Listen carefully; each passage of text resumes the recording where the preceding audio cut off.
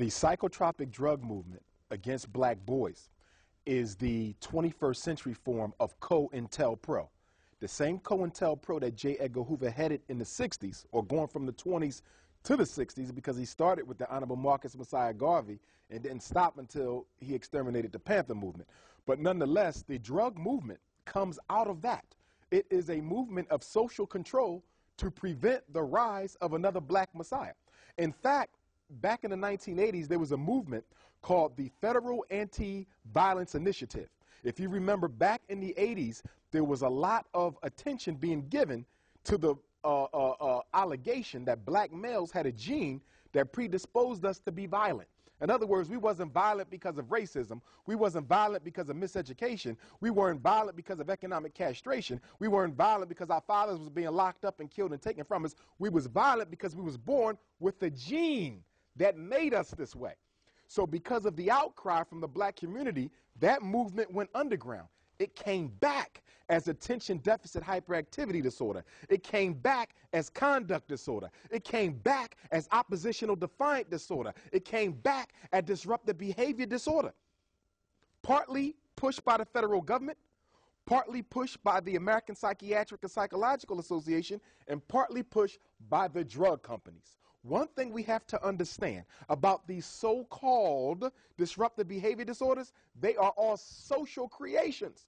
There's nothing scientific about ADHD. There's nothing scientific about conduct disorder. These are diseases that our children are diagnosed with when they don't freely accept white supremacy. See, if I can't sit still because the information you've given me, I know is not what my spirit needs, I'm ADHD. If I don't allow you to disrespect me and belittle me in your classroom, I have a conduct disorder. If I refuse to sit still and hear negative information about myself and my ancestors, I have oppositional defiant disorder.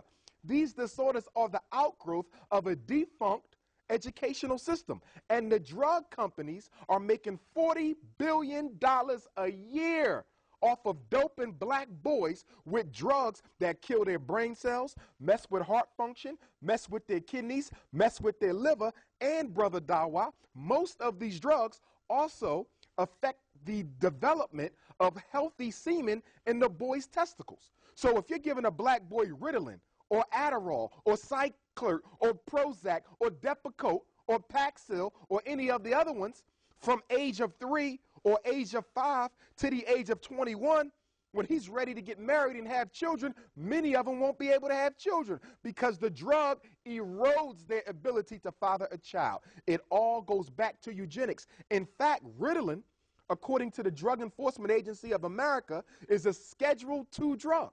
You know what that means? No. It's just as addictive as crack cocaine. The DEA has Ritalin. Anybody who don't believe me, do your own research. The DEA classifies Ritalin as Schedule II, as addictive as crack. In fact, Ritalin is pharmacologically equivalent to speed.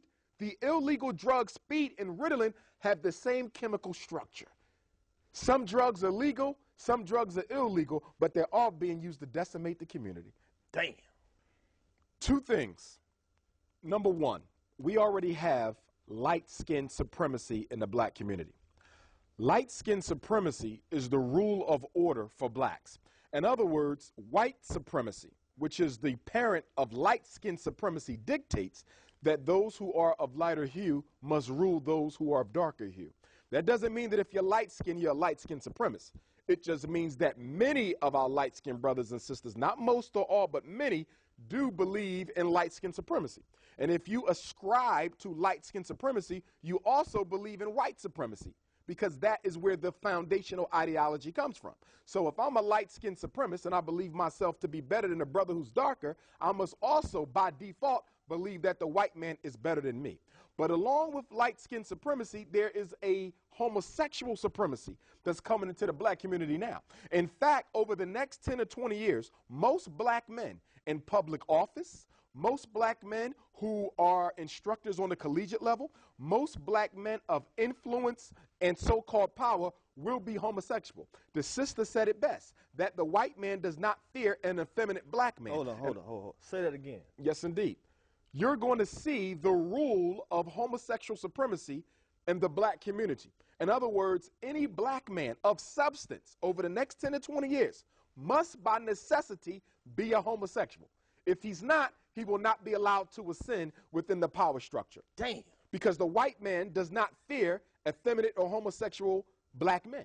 Because, and for all intents and purposes, the homosexual and effeminate black man is the white man's bitch, excuse my French. No, go ahead. And so we have to understand that. And that also means that when we raise our boys, we got to raise them as men. And one thing we have to understand, the reason why black women are mistreating the boys is because they are displacing the anger and rage and frustration that they have for the father onto the boy.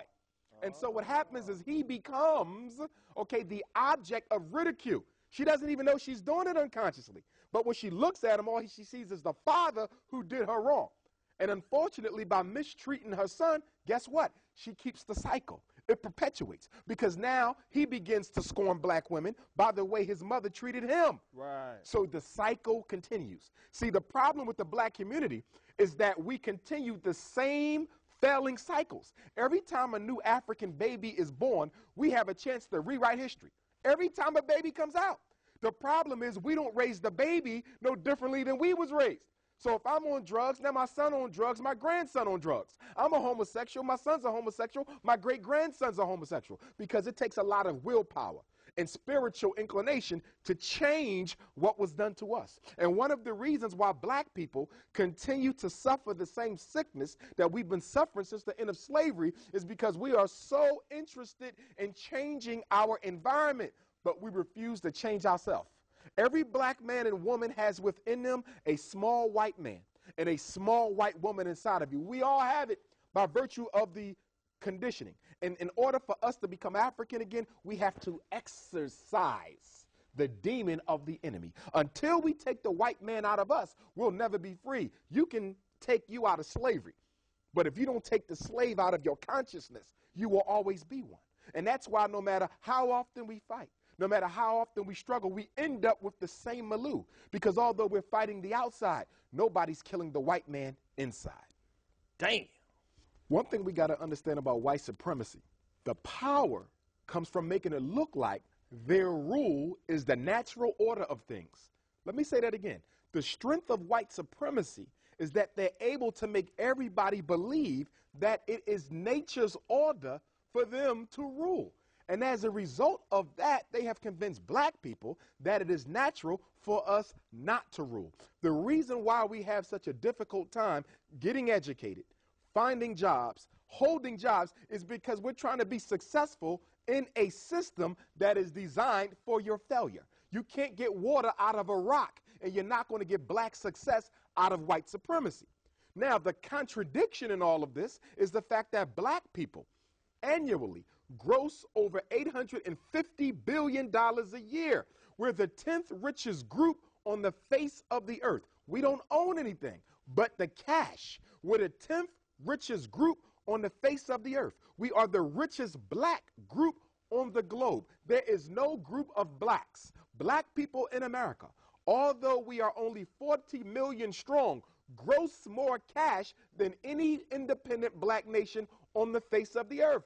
The problem is we use all of our residual and disposable income to have fun, to keep my hair done, to get a nice car, to buy a bigger house, to wear nice clothes. We act like overgrown children who take their allowance and run to the candy store. And the reason why we do that is because slavery has taught us that we will forever be the children of white people, so we will allow our slave master to take care of the important decisions, and we will use our income to have fun. Churches get $3 billion every Sunday. $3 billion goes into the church tray every Sunday in America. With that type of money, you could be building 10 comprehensive high schools every month. 10 comprehensive high schools every month. There's no reason for a single black child in America to have to go to a defunct public school. There's no reason why black men don't have jobs. We have the economic ability to create an independent reality. Indians from India do it. Chinese do it. Even the Arabs do it. Every ethnic group in America, including Hispanics, have an independent reality except Negroes. Why? Because we are scared of white people and we hate ourselves. Until we deal with the self-hatred that exists within the black community, we'll never be whole. The reason why we don't have black businesses is because two black people coming together will not trust each other. Psychologically, unconsciously, I assume you're going to rip me off. You assume I'm going to rip you off. So the minute something goes wrong, as it always will in any business, we part company. You know why? Because we've been conditioned not to trust our brother. Exactly. African people are hated because historically you have succeeded the world in every area. Everyone knows who we are except ourselves. Every science, every discipline was created by African people. But not only that, Africa is the richest piece of land on the face of the earth. It is the only continent that can be totally self-subsistent without any outside help. So the reason you are hated is because everyone knows your potential because they know your history except you. And once we finally come into a knowledge of ourselves and go back to where God originally put us at, everybody else will naturally become subservient to African people. You are God's first people, and as a result of that, you are God's chosen people. And until you realize that, you will never be free. Brother Dawa and I want to invite everyone out this afternoon from 12 until 3. We have that busy signal. Should I continue to? Yeah, go ahead. All right. From 12 until 3 this afternoon at Brother Marcus Klein School, the Freedom Home Academy, I'm going to be doing a free workshop for the African American community on special ed law, discipline procedure, and other things that are important for you to know. That's this afternoon, right after the show, from 12 p.m. until 3 p.m. And I believe the Freedom Home Academy is located at 8100 South Dante. Right, Dante. D-A-N-T-E? Right. Okay, so please come on out. Children are welcome. Again, Freedom Home Academy today, 12 to 3, no cost. Please come on out. But sister, one thing we got to understand, and I totally agree with your comments, whenever you want to control a people, there's 3 institutions that are absolutely necessary to control and dominate any people. Number 1, you must control the school. Number 2, you must control the church. And number 3, you must control the military. Those are the 3 most important institutions in any community. So when you look at the black community, obviously, we don't have our own community police force. So that's totally controlled by Europeans. Then when you look at the church, that's also totally controlled by Europeans. We tend to look at the mosque and look at the church and say that these are black institutions. No, they're not. The process, the mindset, the ideology is totally European. We don't have an African-centered form of Islam, and we don't have an African-centered form of Christianity. We got European and Arab forms of religion that are simply being managed by black personalities. Religion is the most political institution in the black community. It always has been. When slavery began, it was done through the church. When the missionaries came into Africa to subdue and colonize, they did it through the church. Whenever the enemy wants to get a stronghold in the black community, they call up the clergy. They call up the imams. They call up other religious leaders who they know will push forward their program. There is nothing non-religious about the church. The church and the mosque are totally religious. And in fact, one of the reasons why black people are being so successfully oppressed and subdued in this country is because many of the people who stand at the pulpit are afraid. They are afraid to do the work that they claim they were sent here by God to carry out.